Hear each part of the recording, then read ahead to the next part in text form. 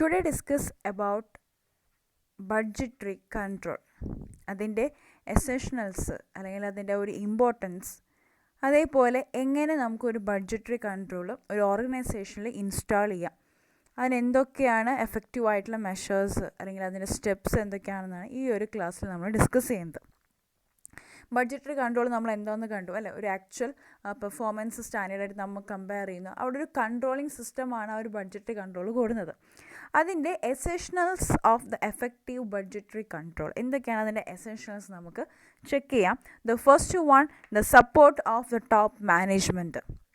Okay, കാരണം top മാനേജ്മെൻറ്റാണ് ഇതിൻ്റെ ഒരു ഓവറോളായിട്ടുള്ള അതിൻ്റെ ഫങ്ഷനിങ്ങും അതെല്ലാം ഹാൻഡിൽ ചെയ്ത് പോകുന്നത്. അപ്പോൾ അതുകൊണ്ട് തന്നെ ടോപ്പ് മാനേജ്മെൻറ്റിൻ്റെ ഒരു ഇനീഷ്യേറ്റീവ് ആയിരിക്കും നമ്മുടെ ബഡ്ജറ്ററി കൺട്രോൾ അവരുടെ ഓർഗനൈസേഷനിൽ ഇംപ്ലിമെൻറ്റ് ചെയ്യുന്നത്.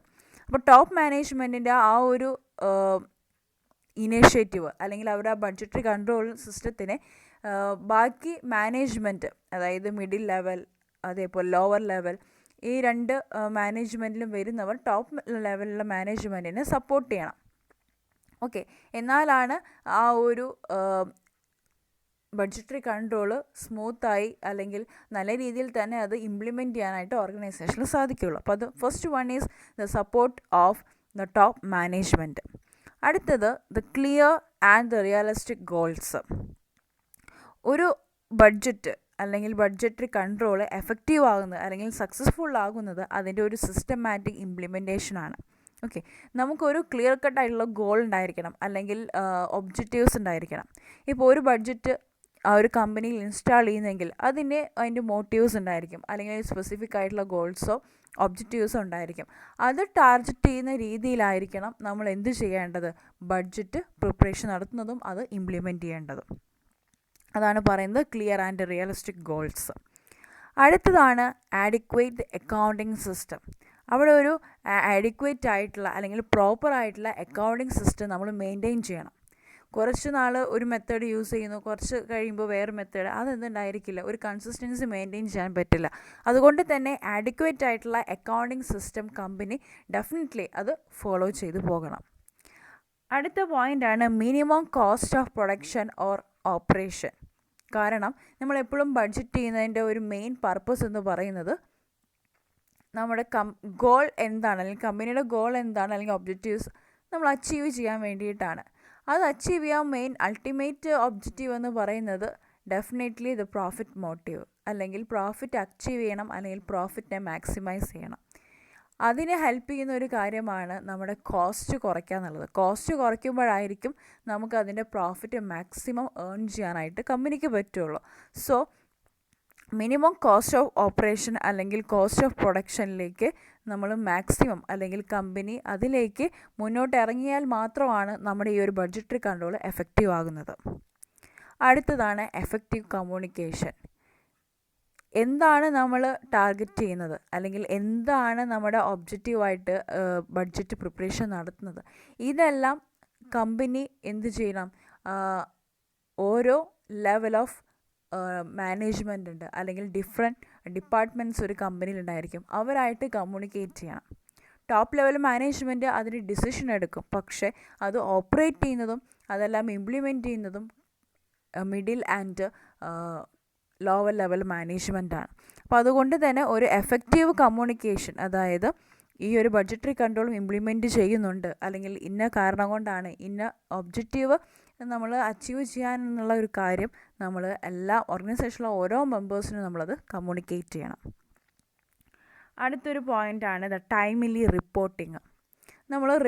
നമ്മൾ സ്റ്റെപ്സ് കണ്ടപ്പോൾ ഡിസ്കസ് ചെയ്തിരുന്നു. എന്താണ്, നമ്മൾ സ്റ്റാൻഡേർഡ് അതേപോലെ ആക്ച്വൽ പെർഫോമൻസ് കമ്പയർ ചെയ്യുന്നുണ്ട്.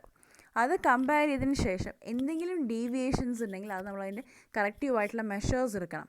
അതുകൊണ്ട് തന്നെ ഒരു ടൈംലി റിപ്പോർട്ടിംഗ് ആണ് നമ്മളോട് ഉദ്ദേശിക്കുന്നത്. കുറേ നാൾ കഴിഞ്ഞ ശേഷം നമ്മളത് വെരിഫൈ ചെയ്തിട്ട് കാര്യമില്ല, അതിനൊരു ടൈം പീരീഡ് ഉണ്ട് അല്ല. ഒരു ഫ്യൂച്ചറിലേക്കാണ് നമ്മൾ ഫിനാൻഷ്യൽ പ്ലാൻ പ്രിപ്പറേഷൻ നടത്തുന്നത്, അല്ലെങ്കിൽ ബഡ്ജറ്റ് നമ്മൾ സെറ്റ് ചെയ്യുന്നത്. അതുകൊണ്ട് തന്നെ എന്തെങ്കിലും ഡീവിയേഷൻസ് വരികയാണ്, അത് അവരാരെങ്കിലും ഏതെങ്കിലും എംപ്ലോയീസോ അല്ലെങ്കിൽ കമ്പനിയിലെ ഏതെങ്കിലും മെമ്പേഴ്സ് അത് റിപ്പോർട്ട് ചെയ്യുകയാണെങ്കിൽ അത് ടൈമിൽ നമ്മളത് ആക്ഷൻസ് എടുക്കണം. ഓക്കെ. അപ്പോൾ അതുകൊണ്ട് തന്നെ ഒരു സക്സസ്ഫുള്ളായിട്ടുള്ള അല്ലെങ്കിൽ എഫക്റ്റീവായിട്ടുള്ള ഒരു ബഡ്ജറ്ററി കൺട്രോൾ സിസ്റ്റം കമ്പനിയിൽ ഉണ്ടെങ്കിൽ തന്നെ അത് ഏറ്റവും കൂടുതൽ നമ്മൾ പ്രൊമോട്ട് ചെയ്യേണ്ട ഒരു കാര്യമാണ് എന്ത്, ടൈമിലി റിപ്പോർട്ടിംഗ് സിസ്റ്റം. അപ്പോൾ അതുകൊണ്ട് തന്നെ പെട്ടെന്ന് തന്നെ ആ മാനേജ്മെൻറ്റിനെ അതിൻ്റേതായിട്ടുള്ള സ്റ്റെപ്സ് അല്ലെങ്കിൽ അതിനുള്ള ഇനീഷ്യേറ്റീവ്സ്, എങ്ങനെ നമുക്ക് ആ ഒരു ഡീവിയേഷൻസ് അല്ലെങ്കിൽ ആ ഒരു മിസ്റ്റേക്സ് ആയിരിക്കാം, വാരിയൻസ് ആയിരിക്കാം, അത് എങ്ങനെ എപ്പോൾ നമുക്കത് എങ്ങനെ അത് റിഡ്യൂസ് ചെയ്യാനായിട്ട് പറ്റും, അല്ലെങ്കിൽ എങ്ങനെയാണ് നമ്മൾ അതിൻ്റെ ആക്ഷൻസ് എടുക്കേണ്ടതെന്നുള്ളത് ടോപ്പ് ലെവൽ മാനേജ്മെൻറ്റ് ഡിസിഷൻസ് എടുക്കുന്നത്. അതുകൊണ്ട് ഒരു ടൈമിലി റിപ്പോർട്ടിംഗ് ആണ് ഏറ്റവും ബെറ്റർ ആയിട്ടുള്ളൊരു ഓപ്ഷൻ എന്ന് പറയുന്നത്. അടുത്തത് ഫ്ലെക്സിബിലിറ്റി. നമുക്ക് എപ്പോഴും ഒരു ഫ്ലെക്സിബിൾ ആയിട്ടുള്ള ഒരു സിസ്റ്റമാണ് മെയിൻറ്റെയിൻ ചെയ്യുന്നത്. കാരണം കമ്പനിയിൽ പല ചേഞ്ചസും വരാം. കമ്പനിയുടെ പോളിസികളായിരിക്കാം, അല്ലെങ്കിൽ കമ്പനിയുടെ ആ ഒരു അറ്റ്മോസ്ഫിയർ എല്ലാം, അല്ലെങ്കിൽ കമ്പനിയുടെ എൻവയോൺമെൻറ്റിൽ ഉണ്ടാകുന്ന ചേഞ്ചസ്, അത് നമുക്ക് ഫ്ലെക്സിബിളായ ഒരു ബഡ്ജറ്ററി കൺട്രോൾ സിസ്റ്റം ഉണ്ടെങ്കിൽ മാത്രമാണ് അതനുസരിച്ച് നമുക്ക് അതിനുള്ള ചേഞ്ചസ് വരുത്താനായിട്ട് പറ്റുള്ളൂ. ഓക്കെ. അപ്പോൾ അതുകൊണ്ട് തന്നെ ഒരു ഫ്ലെക്സിബിൾ ആയിട്ടുള്ള ഒരു മോഡിലായിരിക്കണം നമ്മൾ ബഡ്ജറ്ററി കൺട്രോൾ സിസ്റ്റം മെയിൻറ്റെയിൻ ചെയ്തു പോകേണ്ടത്.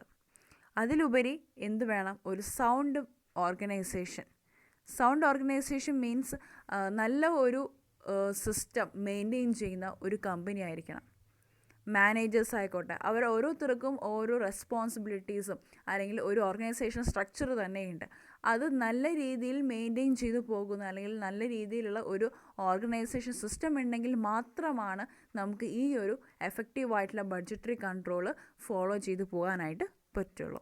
ഇത്രയും കാര്യങ്ങളാണ് ഒരു ബഡ്ജറ്ററി കൺട്രോൾ സിസ്റ്റത്തിൽ കമ്പനി എന്ന രീതിയിൽ അല്ലെങ്കിൽ ഓർഗനൈസേഷൻ എന്ന രീതിയിൽ മെയിൻറ്റെയിൻ ചെയ്തു പോകേണ്ട കാര്യങ്ങൾ.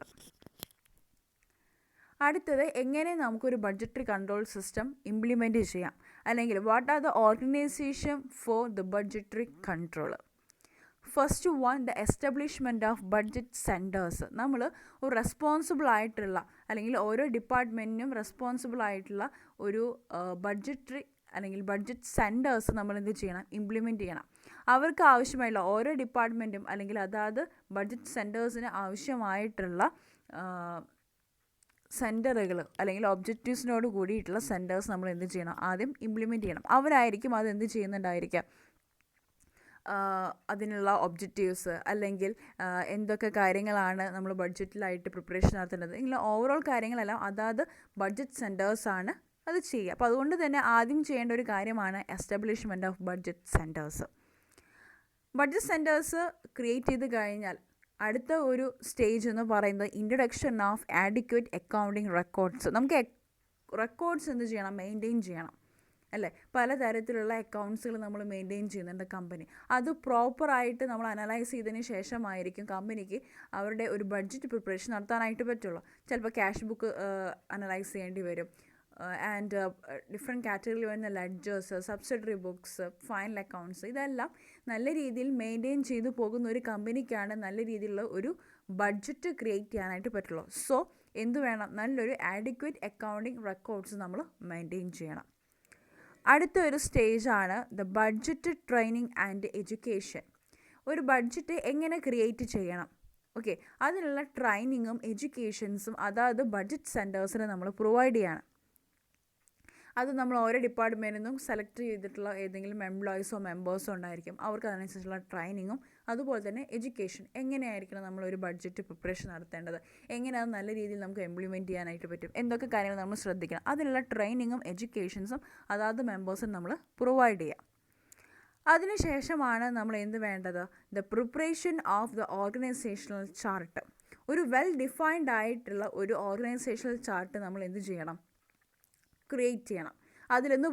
ഓർഗനൈസേഷൻ ചാർട്ട് എന്ന് പറയുന്നത് ഏതൊക്കെ വ്യക്തികൾ, ഏതൊക്കെ ടൈപ്പ് മാനേജേഴ്സ് ഉണ്ട്, അവരുടെ റെസ്പോൺസിബിലിറ്റി, അവർ ചെയ്യേണ്ട കാര്യങ്ങൾ, ഇതെല്ലാം അടങ്ങുന്ന ആ ഒരു ഓർഗനൈസേഷണൽ ചാർട്ട് നമ്മൾ പ്രിപ്പറേഷൻ നടത്തണം.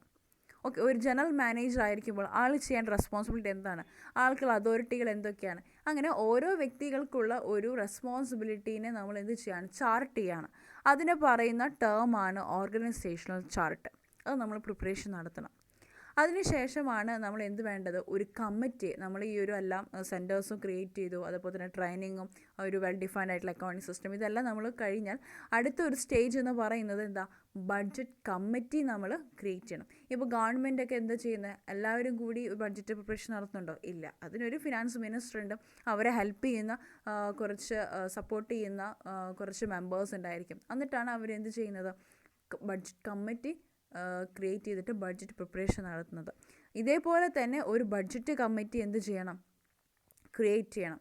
അതിന് നല്ല വെൽ ഡിഫൈൻഡ് ആയിട്ടുള്ള അല്ലെങ്കിൽ നല്ല ഒരു എഡ്യൂക്കേറ്റഡ് ആയിട്ടുള്ള ട്രെയിനിങ് കിട്ടിയിട്ടുള്ള ഒരു വ്യക്തികളെയായിരിക്കും നമ്മളതിൽ ബഡ്ജറ്റ് കമ്മിറ്റി ആയിട്ട് നമ്മൾ കണ്ടക്ട് ചെയ്യുന്നത്.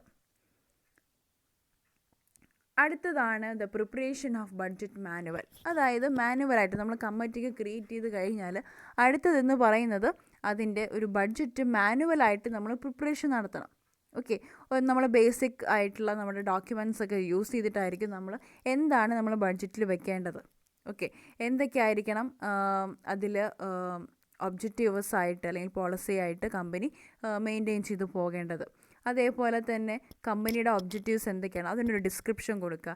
എങ്ങനെ നമുക്ക് ഒരു നല്ലൊരു ഓപ്പറേറ്റിംഗ് സിസ്റ്റം ഇംപ്ലിമെൻറ്റ് ചെയ്യാനായിട്ട് പറ്റും. പിന്നെ എങ്ങനെയൊക്കെ ആയിരിക്കണം നമ്മുടെ അക്കൗണ്ട്സ് കോഡ്, അതുപോലെ തന്നെ ബഡ്ജറ്റിൻ്റെ സ്റ്റെപ്സ്, ഇതെല്ലാം ഒരു മാനുവലായിട്ട്, അതായത് ഒരു ഇനീഷ്യൽ സ്റ്റേജ് എന്ന രീതിയിൽ നമ്മൾ എന്ത് ചെയ്യാണ്, ഒരു ബഡ്ജറ്റ് മാനുവലായിട്ട് നമ്മൾ ക്രിയേറ്റ് ചെയ്യണം.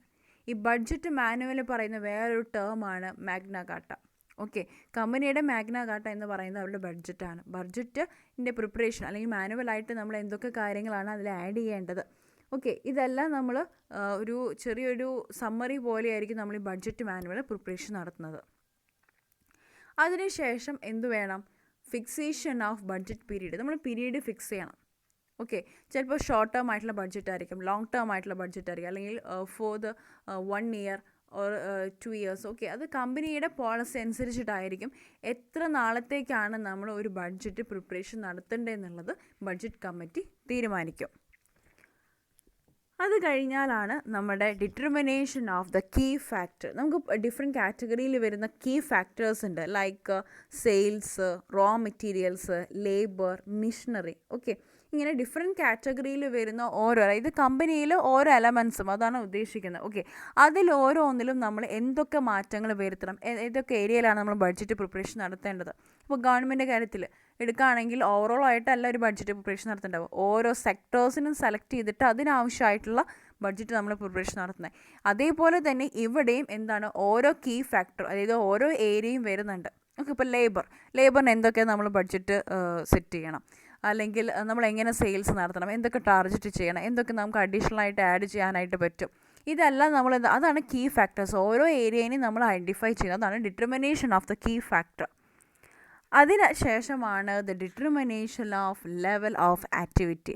നമ്മളെല്ലാം മാനുവലായിട്ട് നമ്മുടെ ബഡ്ജറ്റെല്ലാം സെറ്റ് ചെയ്ത് കഴിഞ്ഞാൽ നമ്മൾ എത്ര വരെ നമുക്ക് ബഡ്ജറ്റ് ചെയ്യാനായിട്ട് പറ്റും, അപ്പോൾ അതിൻ്റെ ഒരു ലെവൽ ഓഫ് ആക്ടിവിറ്റി നമ്മൾ ഡിറ്റർമൈൻ ചെയ്യുന്നു.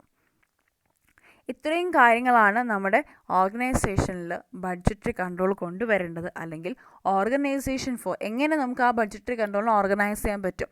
ഇത്രയും കാര്യങ്ങളാണ് ഇതിൽ വരുന്നത് സ്റ്റെപ്സ്.